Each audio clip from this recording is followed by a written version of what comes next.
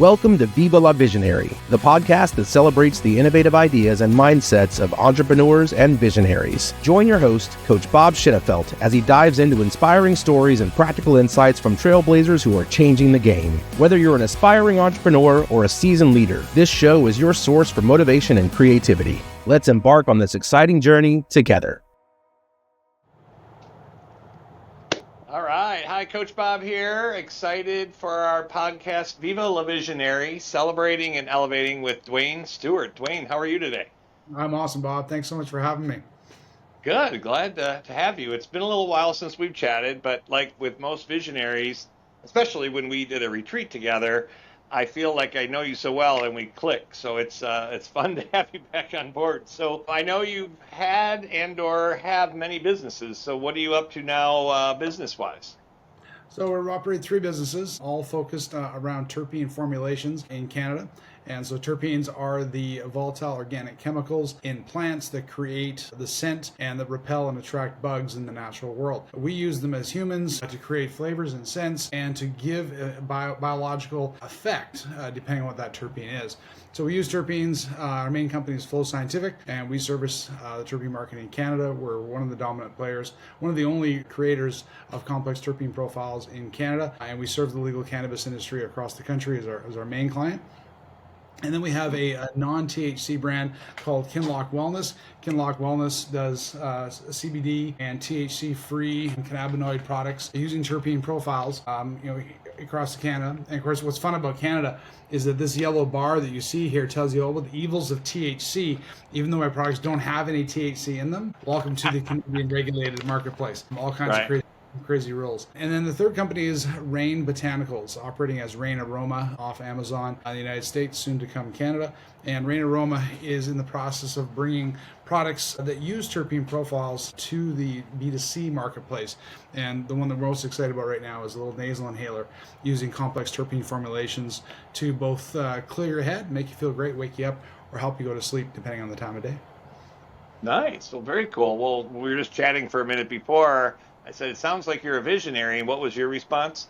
Or an idiot. And I said, okay, we need to hit record because I think it's similar. It's okay, my vision. But I mean, I don't have 30 years under my belt. I'm not 30 years old. You might be able to tell. Right? It's not the right answer. But I don't have 30 years of experience in this industry. We bought this company a little over 3 years ago.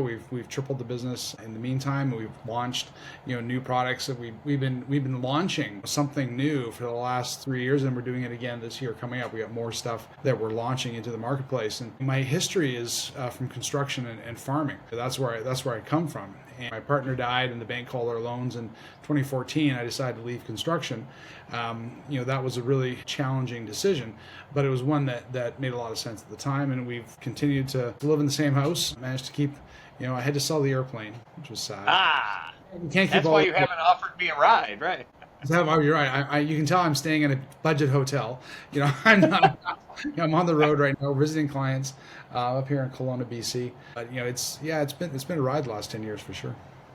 So how, if someone were to say, what is a visionary? How would you describe a visionary, and what's our role as a visionary? You've got to have belief. If no one in the company has belief, it doesn't go anywhere. So sometimes it's only the visionary that has belief, and that's okay. Like, obviously your job as a visionary is to impart that belief to other people in your organization, and ultimately it's to buyers. Ultimately your customers need to believe in you. If your customers don't believe in you, who's paying you the money?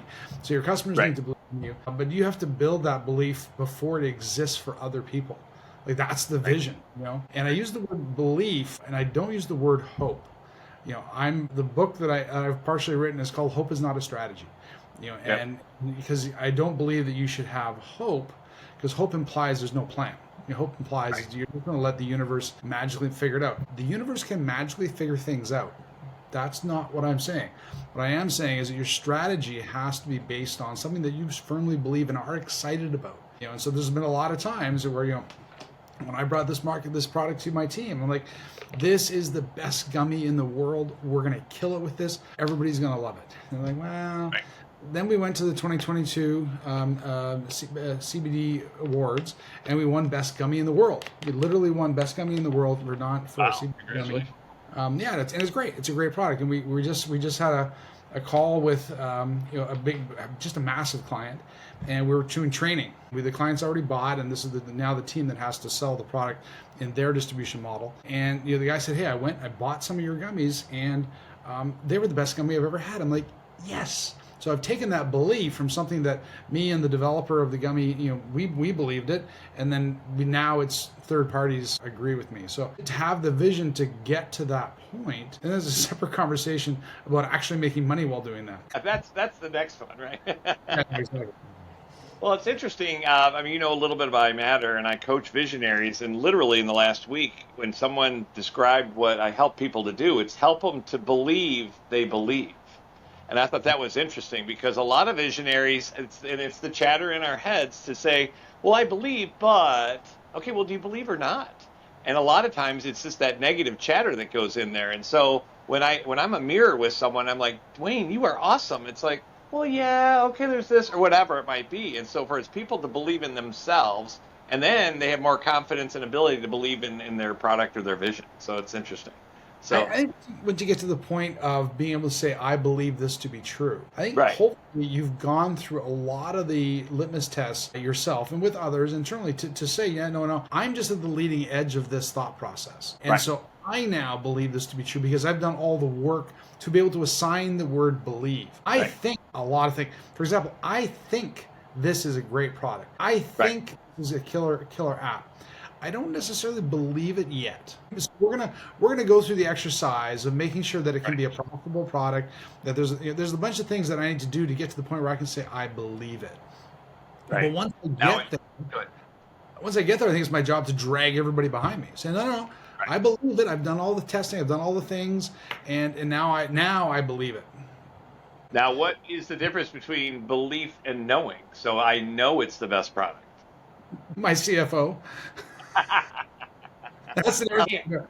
Yeah, I know. That's the answer. I believe we can make a lot of money and help a lot of people. There you go. Right. Yeah, my CFO will tell me if he knows this is true. I think the between belief and knowing is that empirical, 3D reality feedback. Like, when I believe that our products would have a positive impact on cannabis patients, that was simply a belief based on a bunch of things. When I get emails back from clients that make me cry because they're so impacted by what we've created and what they're using, that is now I know. So I no longer have That's proof. Right. That's proof. I know that our products positively impact people. I know that. Right. Do I know that I'm making money at it? My CFO will be the guy to tell me that we're actually making money at it, because it's it's a challenging marketplace. It's right. It's think, belief, know. And in some categories, I know things to be true with what we're doing. So I'm comfortable to continue down the path and refine it so I can get to the point where it's profitable and third parties say, oh yeah, I know you're doing well. That's still to come, I think, in some categories. And testimonials and whatnot. So gummies, THC, it's been taboo. Is it taboo? Should it be taboo? So it's interesting. We don't have THC in our products. So we're THC free. When I hear gummies, I guess I'm assuming that. Okay, got it. Of course you do, yeah, because that's part of the culture, right? So is it taboo? No. Is there stigma? For sure. And part of the the product profile that we're after is we're after daytime use people. So I want products that you can use in the daytime and not become intoxicated. I'm not anti-intoxication. I know how to get intoxicated. But there's a place and time for that, right? And we think there's a lot of benefits that the plant can provide that don't involve intoxication. The minor cannabinoids, the CBG, cannabigerol is the next CBD, if you will. CBG has so many amazing properties, especially when ingested and taken through an edible or a is a tremendous product for pain and inflammation. Most of the testimonials that we have of people that have just had their lives changed are around our CBG product line. We have great CBD products and great CBN products to help you sleep, but really where people really see the benefit is from that CBG category. Now, all that to say, in Canada, I have to play in the THC store. So Right. I like Even if you're not on it, right? Yeah. right. So it would be like if I said, "Hey Bob, you want to buy a bottle of water? You have to go where the bottles are, and all bottles exist at the liquor store. So if you want a bottle of water, you have to go to the liquor store. But it's not doesn't matter. It's bottles. That's how Canada has approached this. There's cannabis in it. You have to go to the cannabis store, and so you walk into this, a THC store where people are there to have a good time. They're there for fun. They're there for their Friday night $5 or $10 purchase so they can enjoy. That's nothing wrong with that. It's hard to get mom to come in there and buy the health and wellness stuff for the room. So we do better in medical. We're in 9 out of 10 provinces. We're in over 700 retail stores, but we're on 12 medical platforms, and that's where our revenue actually comes from on the Kinloch side. On the flow side, with our terpene formulations and Rain, Rain Aroma is just getting started. You hop on Amazon in the States and you can look at Rain Aroma, and you'll find our diffuser oils, room sprays, and soon to come the nasal inhalers. What I love about the nasal inhaler, I don't know if I'm supposed to be talking about products here, Bob, but No, go for it. you asked me. What I love about the nasal inhalers is that we've got terpene technology in here, plus essential oils. You've heard of essential oils your whole life, but if you add terpenes, which are a component of essential oils in fairness, but when you add terpenes and flavonoids in there that have a known effect and have an impact on the pathways in your body, specifically on the CB1 and CB2 receptors, which is what THC and CBD act upon, you end up with a product that wakes you up, makes you more alert, gives you a bit of a buzz, you're not intoxicated, and clears your nose and helps you deal with the winter colds that exist. Right. Awesome. Well, cool. Very cool. So what is the one life lesson that you've learned being a visionary that really catapulted you to the next level or got you through a tough time that you could share with other visionaries? Purpose, and I'm riffing off your statement, not catapulted me to the next level, because another level, but got you through a tough time is what I'm responding to in your question. When my 22-year-long construction career went down in 2014, I was the ninth largest private construction company in BC the year before. We had some problems. My partner passed away, and the bank called our loans, and I made the super hard decision to walk away from 22 years of reputation and experience and relationships and all the things that come with it, because ultimately I hadn't loved that business for 10 years. I've been doing it because that's what I did. That's who I identified as. That's what Dwayne was, between, 92 and 2014, for a big chunk. And there's a lot of history that happened, in those periods of time, crossing the millennium and whatnot. Having a purpose coming out of that, I was in a pretty dark place immediately after firing my staff. And the only guy in the office waiting for the auctioneer to come in and basically clean the place out. That was a dark time. And finding a purpose on the other side of that is the only reason we're talking today. If I hadn't had or been able to imagine a purpose, not a how, not a in what method, but a why. And once I established what my why was, it was okay. Now how? Now what's what and the how to achieve the why? So now, in what we're doing today, it's changed because I achieved that why. The purpose that I had, I achieved that 5 years later in 2019. Okay, awesome. And I remember the day we achieved it. I remember the day that the big check showed up and I paid all the debts off and I bought the farm back and did all the things I had to do. I remember thinking, I'm going to need a new why. Because I knew how much that why had been driving me for the last 5 years. And, sort of like, so what's the next why? What is the next reason for being? Because at the end of the day, if the reason for being is just profit, for me, that gets boring fast. I obviously enjoy profit. I'd like to be in a nicer hotel. Like there's things like that are true. But I needed a new why. So I think the biggest thing I can say to visionaries, and I'm sure every visionary listening to this already understands intuitively, you got to have a good why. You got to have a good purpose, and it's going to have to include profit. It's going to have to include revenue. It's going to have to include taking care of your staff and your family and yourself. All that is true. But what's the driving why? So when you have that classic dip, I'm so excited. What the hell? Like you got to have for where you're trying to go to get you through the dip. Seth Godin, many years ago, wrote some amazing books that covered this concept, so I'm not trotting new categories here. But you got to have the ability to take where you are and know where you're going and have the energy to get you there. So what is your why now? Why are you on this planet? Right now, I'm helping people. It's really simple. And specifically, helping people with non-THC cannabinoids. Like, the piece that we're doing with the non-intoxicating terpenes and cannabinoids, it's super exciting. Like when we get the emails that I get, they mean a lot. Right. Because we've achieved what we set out to do in a lot of ways. And making it profitable will be a lot more fun. Right. Well, I get it. So what's one issue or opportunity that you're working on now as a visionary that you're facing that it's, okay, what's next? What's this either, again, next obstacle or opportunity to, other than just profit? I know that. I'm sort of curious how well this answer ages. Because it's right now, it's December 17th, or December 18th, 2024. In less than a month, Donald J. Trump is going to be president of the United States again. And what's happening right now is that Trudeau, who is a lame duck ruler in Canada, is fighting with him over the threatened tariffs. We don't know if the tariffs are going to happen or not.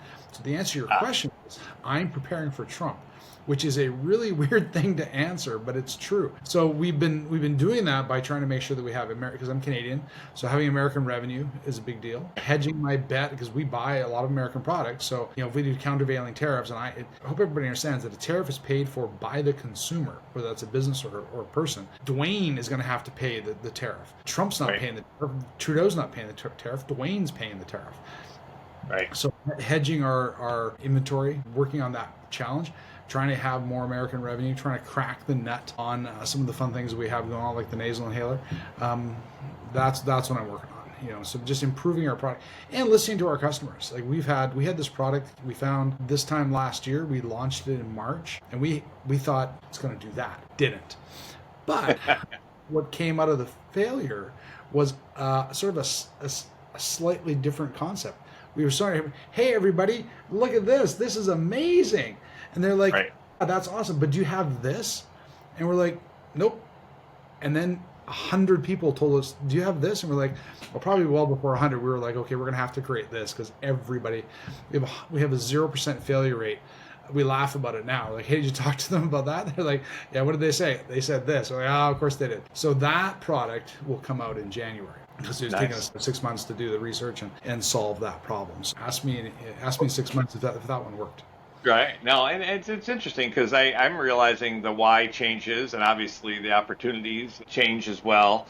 I mean, I'm realizing that for 25 years, I've been so focused on my kids. I mean, maybe even too much. But now that they're off on their own, and Cheryl and I can say, wow, look at what we've done. And it's like my business isn't as big as I wanted, but that wasn't my main focus. And so my purpose has changed as well, and my mantras and whatnot. And it's the next 25 years, which is awesome. So do you think we learned more from our successes or our failures or struggles or adversity? That's an obvious answer. It's clearly the failure. Right? Because when you sit and when something works, you sit back and you have a cocktail, or you have a lovely chat about wasn't that great? Look at this. This one little thing didn't go so well, but we knocked it out of the park. Not a lot of reflection happens. The hard reflection is when you're sitting there talking to the auctioneer about the value of your photograph. Why did I spend so much money on this photograph? Those kinds of questions, a little bit silly there, but the reflection that takes place from failure is far more internal and intrinsic. And I'm referring to big failure. There's small failure. My example of we product A, but everybody wants product B. Well, that's actually okay because it's an easy pivot to go. Obviously, the market says go do B, so we're doing B. Right. But the absolute failure of a 22-year career, which is by far the biggest failure that I've experienced, my answer now is fundamentally, I did not enjoy the business. So the learning from that, for me, was far greater than any project that failed or any project where we lost money on. And I'm sure we learned a lot more from projects we didn't make money on versus the projects where we did very well. We tried to do the very well again and tried to not repeat the ones that were poor to the best of our ability. I believe it's, I coach visionaries and I love that, but I believe it's not only my and our responsibility as visionaries to be successful visionaries, it's to teach other people what is vision. And a lot of people don't understand what that is. It's like, well, I don't know. I just got my head down. It's like, all right, well, imagine, what, like even with my son, I'm like, what do you want to do after high school? And he's like, I don't know. I'm like, well, if you did know, what would that look like? And so he said, well, it's this. We investigated it. He's like, well, no, it's really this. It's this. So he's learning on how to have vision and then understand, again, what is he really looking for and what is his why? And so I think it's our opportunity to help our employees, our kids, to have vision and understand it's not necessarily a failure if it didn't work out the exact same way as you thought. And again, it's like any anger, fear, and frustration is a learning opportunity. So I don't look forward to those, but I also know, okay, I thought it was going to be this, okay, but I had the courage to do it. What can I learn from it? And then, shift it. And so that to me has been a huge thing, not just for visionaries, but teaching others, that, hey, you're going to have to dust yourself off and say, okay, that didn't work, but to have that persistence is huge. Brian Scudamore, 1-800-GOT-JUNK, talked about a concept called the painted picture, probably 20 years ago. That was picked up by a gentleman named Dan Leonello. And if you go on to paintedpicture.com, Dan runs exercises, seminars, if you will, that walk people through the visionary process of actually envisioning. And it's to simplify it in a sentence or two. It's really the process of imagining a colorized picture in your head or in reality of where you're trying to get to. And when Dan, I've done a session with Dan or two, and when he's walking you through the painted picture, what does it smell like? What does it feel like? Yep. Like if part of your pictures you want to have a particular kind of car or a particular kind of house or a particular feeling when you get to work. What does that feel like? Are you engaged? Are you excited about sitting down at your desk in the morning? Are you at your house? Are you in an office? Do you own the office? Do you rent the office? Where's a lot of detail focused on your own senses and who are you? Like when you're sitting down at the desk, how are you showing up at that point? In order to have achieved this picture, are you fit? Do you still smoke? Like insert thing here to deal with, the finer nuances of who you are in that vision, as well as the external. I'm in, the office that I own on the top floor and I drove a Ferrari, whatever it might be for you, that's fine. And having a detailed vision, as a photograph or a picture or a movie or a collage, you get to do it a bunch of different ways. I have a very good friend of mine who has on the back of their door in their office, their visionary collage. So when they close their door in the office, boom, there's images that represent their vision of what they're trying to get done every day. And that's helping move them towards what they want to do. Well, and that's, like having a black and white 8.5 by 11 piece of paper as my business plan. I just So actually, they're over here, but I've got a vision boards for my life and for my business. And so it is in color. And again, I love that. What does it look like, taste like, smell like, and get it out of my head? So having a safe space to share it with, whether it be my team or other visionaries, is huge, because then that helps me to articulate what I'm saying and the feeling and whatnot, and to get feedback. So no, I love that. Yeah. And I think the question of who are you in that vision is the harder question to ask. Like, what kind of person are you when you're in that space? Like, are you who you are now? Maybe that answer is yes. Maybe you're like, no, I've lost 30 pounds and I stopped smoking. Okay, great. How do you start that process? Like, how do you start becoming that person that needs to be there for that vision to actually show up? And who do you count on to share your visions and thoughts and dreams, and that you trust and accept their feedback? Sometimes when I hear feedback from my wife or from my employees, sometimes I'm like, okay, that's not what I want to hear. So do you have a confidant, either in your staff or your wife, or who you trust to hear that? Sometimes being the mirror may not be the news you want to hear, or it's questioning what you're doing. So who is your team that you can share with without feeling judged? Well, I've got at least 3 mentors that I would answer for that. So external mentors, none of which I work with. I have worked with one of them in the past, and that's not true. I've worked with 2 of them in the past, and that's critical. Obviously, my family, my wife very much included, and I will say one of the guys that I have to share the vision with, but I also have to protect myself, is my CFO. God bless him. He's with me. He's amazing. But at the same time, there's a lot of, shots. I'm like, look, this is a belief and a vision. It's not done yet. Stop shooting holes in it at this stage. Now, there's other things that are a different stage. You want to shoot holes in this product that's in market, and we've actually, the visionary stuff is long done. Now we're into the operational. That's fine, because operationally you can shoot holes in who we buy the bag from and blah blah blah. That's fine. So protecting yourself from there's a fine line between protecting yourself from the naysayers, because you still need to nurture that vision. You're the mother hen sitting on the fragile egg and it's not done yet. Don't, versus just somebody saying, look, as a matter of fact, you're not a chicken and that's not an egg. Just getting reality put in your face. There's a fine line there between having your confidence taken away and Dan, blanking on his last name. Just another amazing mentor in this category. And the name will come to me. But the phrase that I always remember from this trainer is always be increasing your confidence. As a visionary and a CEO, you always have to be increasing your confidence. And sometimes that means that if you can't increase your confidence on something, you need to abandon it and move on.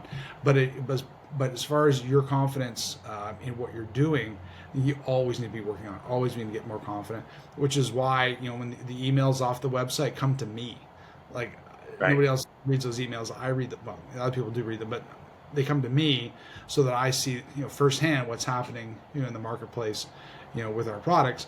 And it generally is increasing my confidence. Like there's very seldom that we get a negative email. The CFO doesn't always increase my confidence. So, being gentle around, but I still need the real information. Right? I'm not trying to be. There's a difference between head in the sand and protecting your vision as you're building something that's at the outer edges. There's the outer edge, the stuff that's still fragile because you don't necessarily believe it yet, because you're still developing it. But the stuff that you really believe in, always be increasing your confidence on that. Right.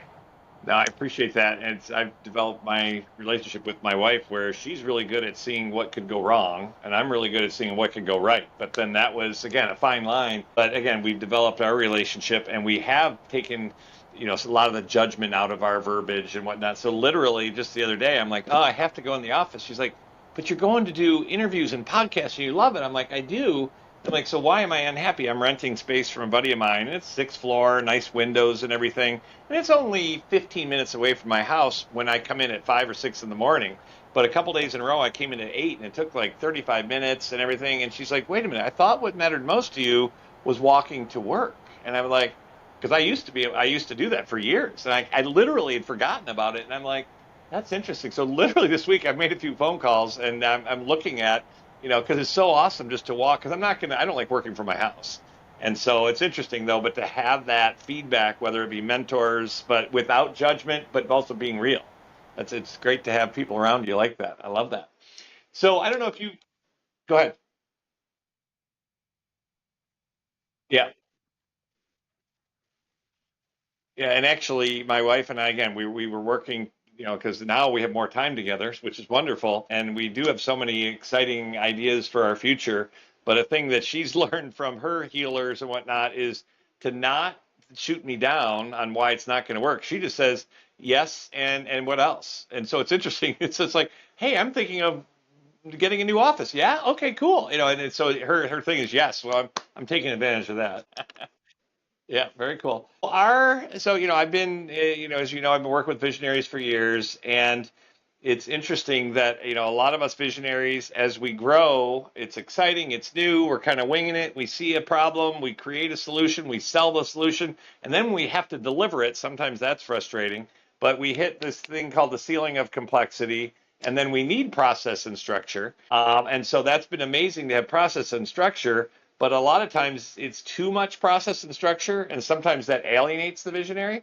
Not saying, playing victim, but I find a lot of visionaries are like, it's kind of boring here. So to me, it's the balance of structure and creativity and belief and magic and whatnot. So we came up with a tagline about a year ago for the Visionary Forum. That's our membership group of visionaries, of Viva la Visionary. And so it's to celebrate and elevate. So what does Viva la Visionary speak to for you? What does that mean to you?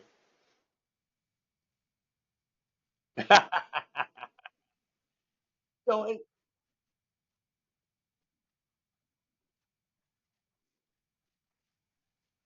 right. Yep.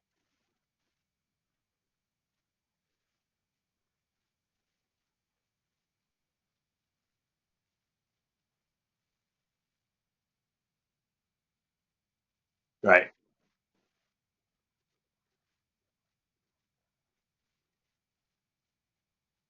Right.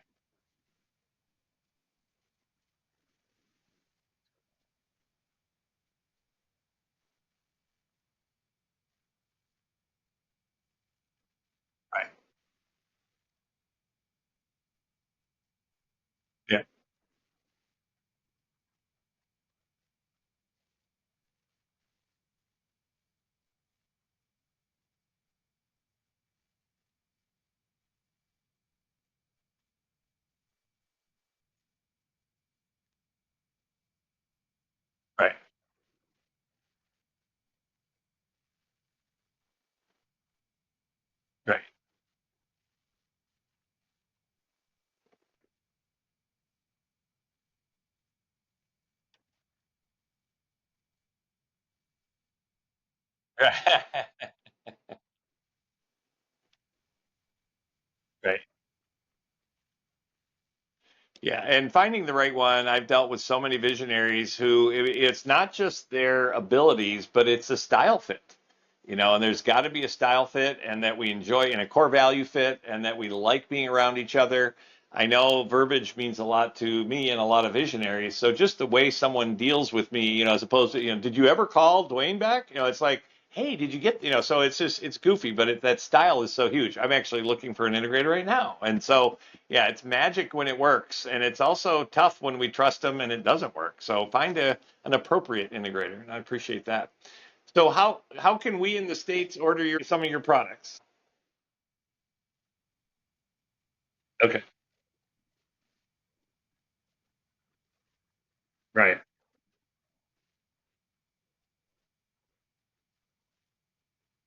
Right.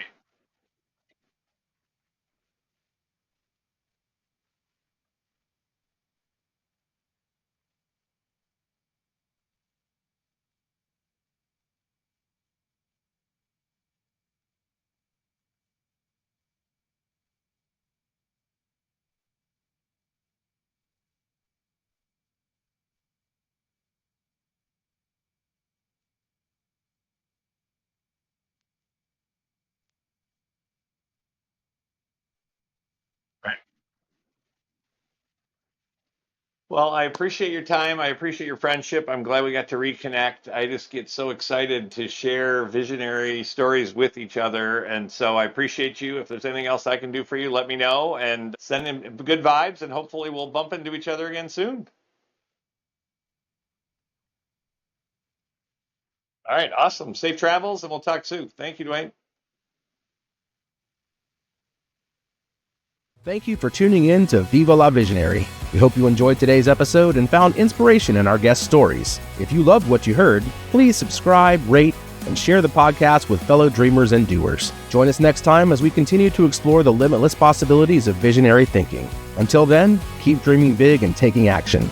Your vision matters.